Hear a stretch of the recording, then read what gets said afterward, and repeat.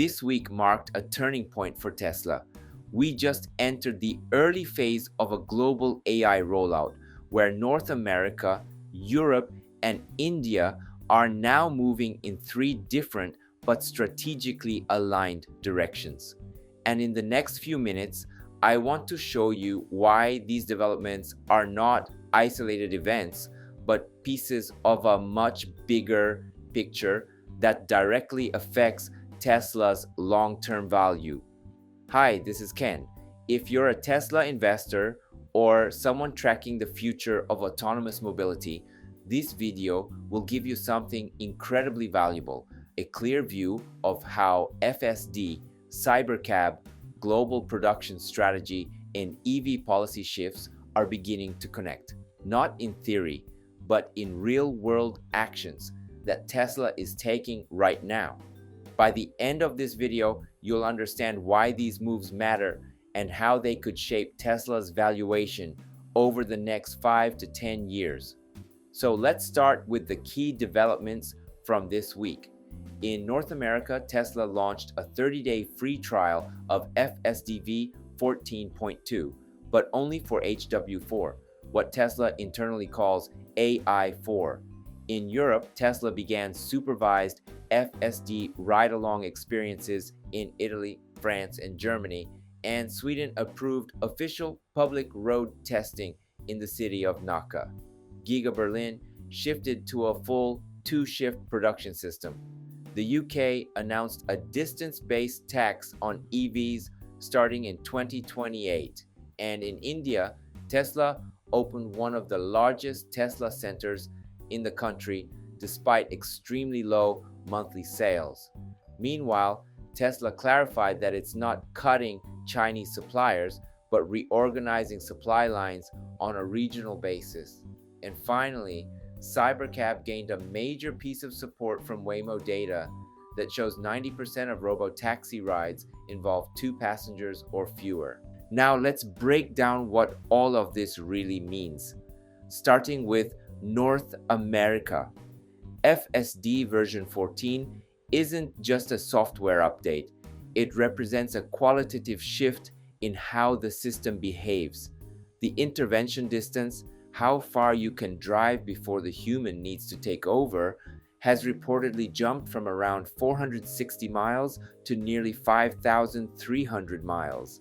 That's more than a 10-fold improvement. And based on what we're seeing, the biggest leap is happening in urban driving, where AI decision-making is usually the hardest. This is why Tesla restricted the free trial to HW4. It's not about excluding HW3 owners. It's about showing the full potential of FSD on the hardware that was actually built for it. Tesla is now treating HW4 as the baseline for the Robotaxi future. And for investors, this signals that Tesla is approaching the practical utility phase of FSD, not just beta testing. Europe, however, requires a completely different strategy. In regions like Italy, France, and Germany, Tesla didn't jump straight to selling FSD. Instead, they created supervised ride-along experiences. This aligns perfectly with European culture, where new technologies must first be experienced, then discussed, then accepted, and finally institutionalized.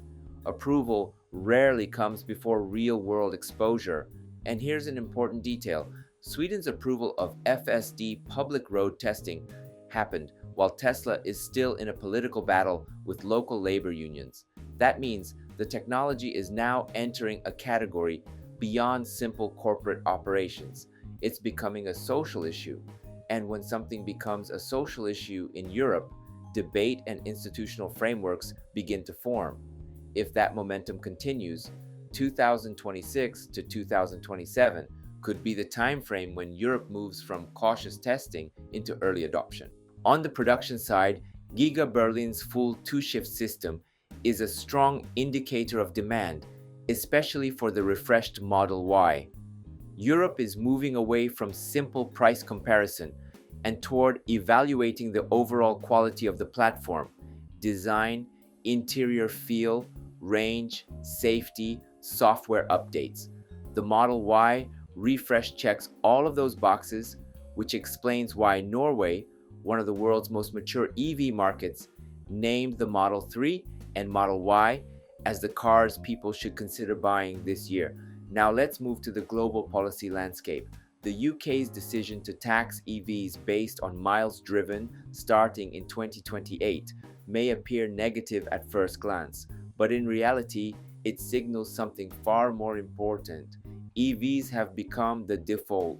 Governments are now building tax structures based on an EV-first society, which means the transition is already past the point of no return.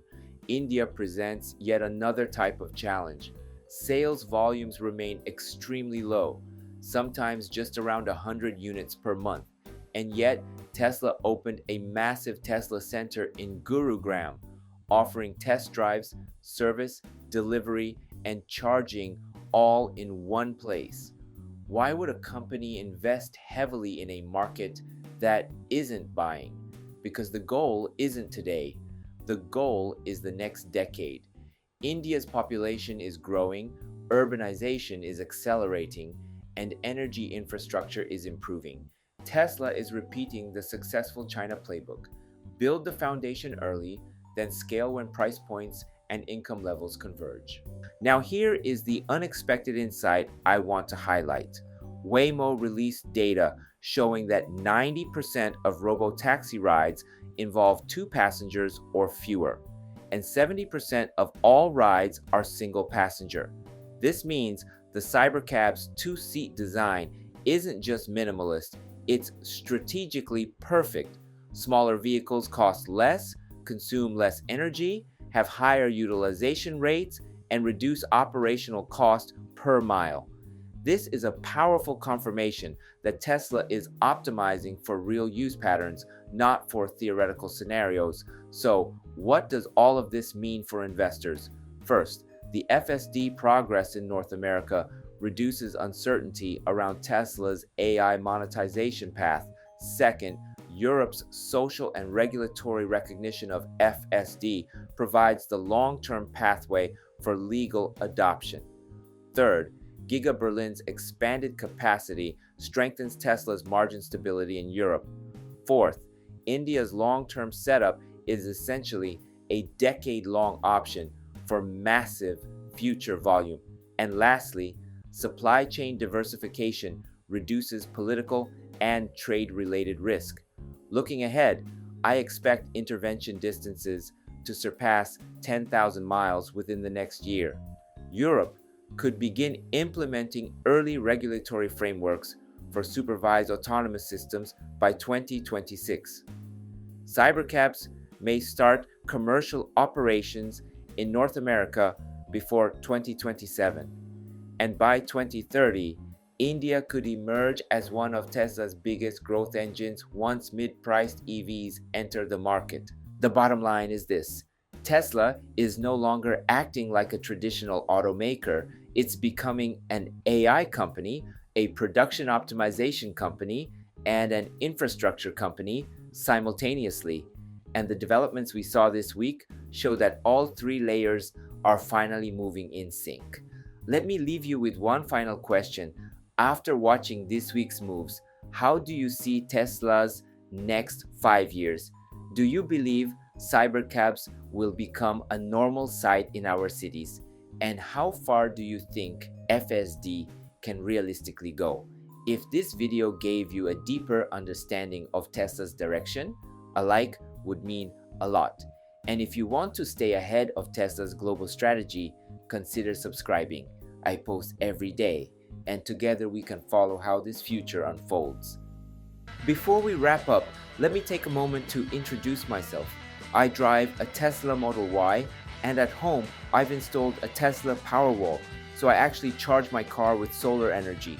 I truly believe Tesla is shaping the future, and that's why I share the latest news and insights here on this channel. I'm from Japan, but I want to connect with Tesla fans all around the world.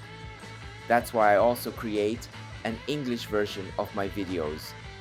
YouTube now lets you switch the audio into your own language, so you can enjoy it in whatever language you prefer. Most of all, I'd love to connect with Tesla fans everywhere so we can support Tesla together. I also share updates on X, so feel free to follow me there and let's connect. And if you haven't already, please subscribe to this channel. I'd really appreciate it. Thanks for watching, and I'll see you in the next video.